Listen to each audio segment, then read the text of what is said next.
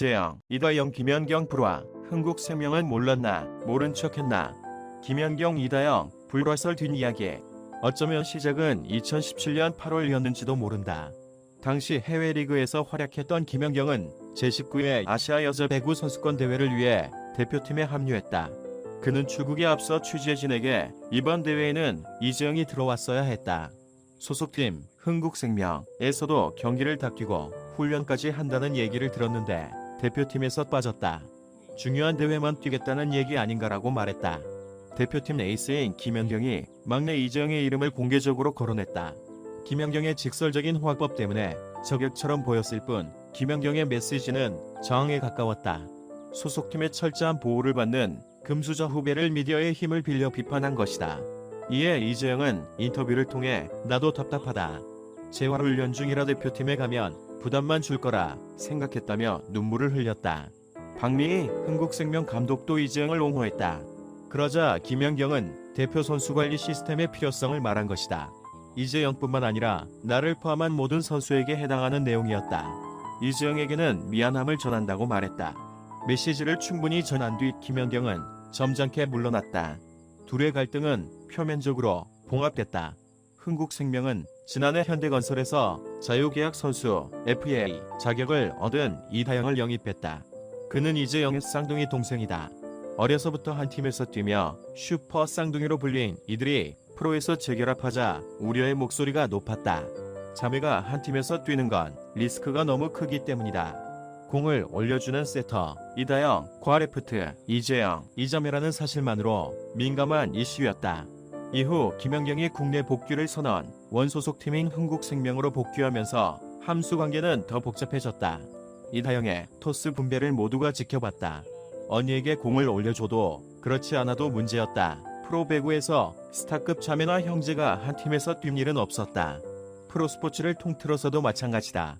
꽤 많은 자매, 형제 선수가 있었지만 프로에서 팀메이트가 되는 건 서로에게 부담스러운 일이었다. 둘의 시너지 효과는 클지 모르지만 배구는 2인조 경기가 아니다. 흥국생명은 이 리스크를 기꺼이 수용했다.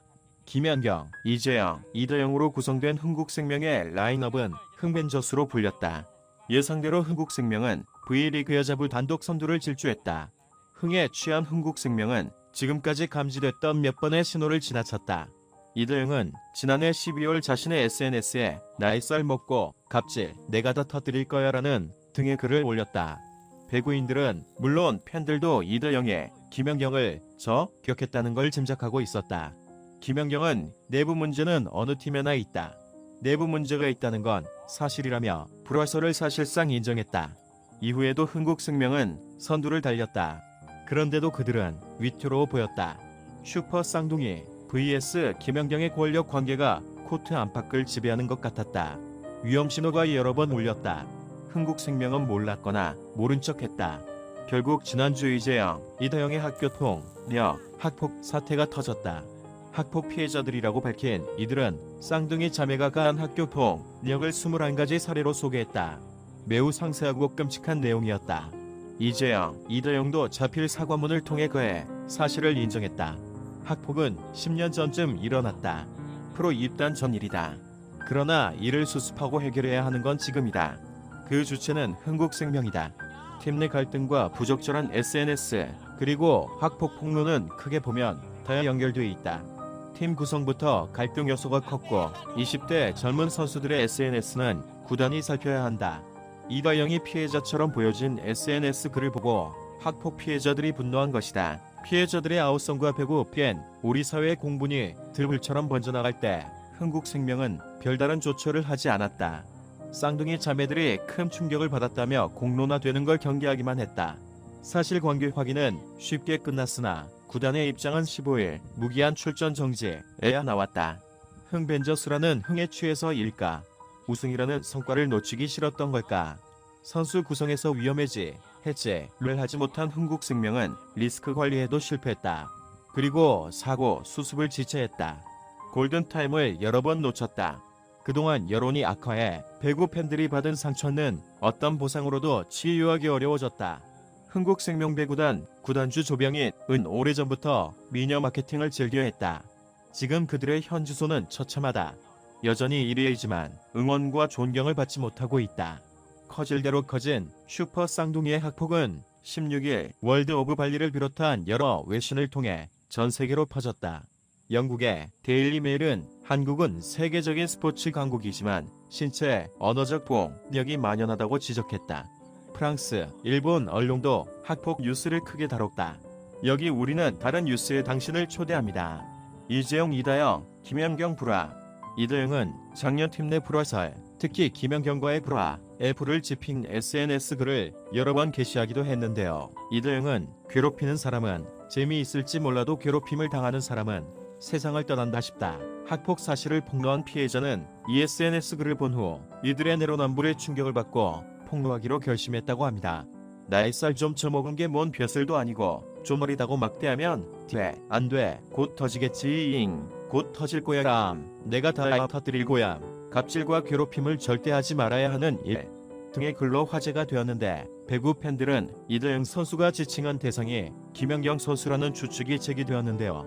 배구 관계자의 인터뷰를 통해 김연경 선수와의 불화는 사실로 증명되었으며 이다영 선수는 학폭 피해자에게 자필 사과문을 SNS에 올리며 동시에 김연경 선수의 인스타그램을 언팔로우해 논란이 되었습니다. 반면 김연경은 과거 MBN 스포츠야에 출연한 인터뷰에서 멋진 리더십이 재조명되기도 했는데요. 이재영, 이다영 자매를 챙겨주냐는 질문에 김연경은 딱히 챙겨주지는 않는다. 그 둘은 이미 많은 스포트라이트를 받고 제가 챙겨주지 않아도 많은 분들이 챙겨주기 때문에 저는 경기를 뛰지 않는 선수들, 제가 더 챙겨야 하는 선수들이 있기에 그들을 더 챙겨주는 것 같습니다. 라며 주장으로서의 묵직한 책임감을 보여주었습니다.